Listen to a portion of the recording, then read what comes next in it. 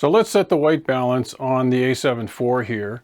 And what you can see is my camera is pointing at the green screen wall that I have in my studio. I'm at a 60th f6 ISO 1600. Now the whole reason for doing a white balance is to ensure that whether you're shooting photos or video, that the whites in your image or your video is going to be white with no color cast like, you know, blue, cyan, magenta, that type of stuff. And so now what we're going to do is walk you through how to do it on the A7 IV. So what I'm going to do is just reach over here to the function button on the back of the A7 IV. I'll press that.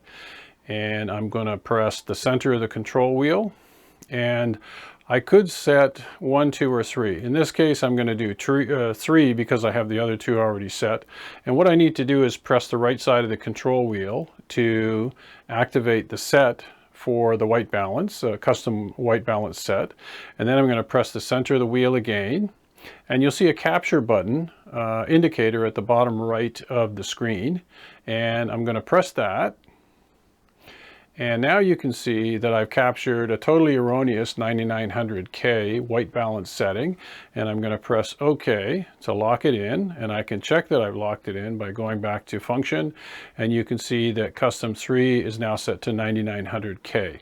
So that's the mechanics of doing it minus one really important step. So let's press the center wheel again. Same thing, we're going to press the right side of the control wheel. I'm going to press set.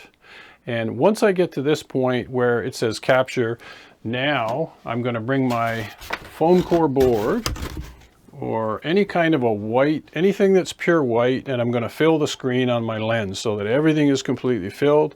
I'm going to press the capture button like so.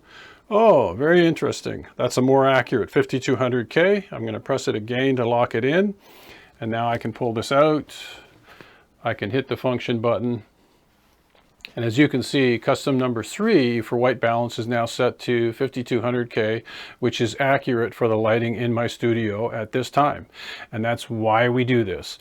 The reality is auto white balance will work maybe 80 to 90% of the time, but there's going to be situations where you're going to walk into a studio, you're going to walk into a room, there could be gas halogen lights, fluorescent, incandescent, or any combination of those 3, and you're going to need to know how to set a custom white balance, and so this is how to do it on the A7 IV.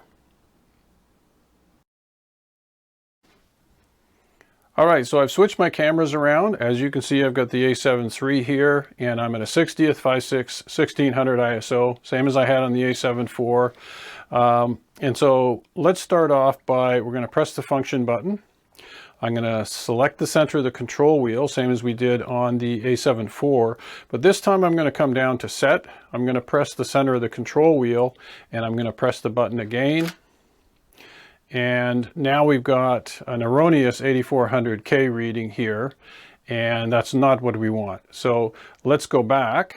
Now, what I would normally do here is I would hit the right button. Up top you can see custom 2, custom 3, and now I'm going to assign the 8400 to custom 3 by pressing the center of the control wheel, and I can check that by looking at the bottom reading there. So custom 3 is set to 8400K.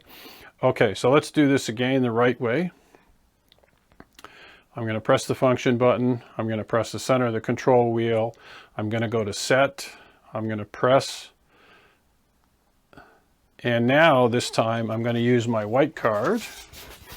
And I'm going to put my white card in front of the camera. I'm going to push the button.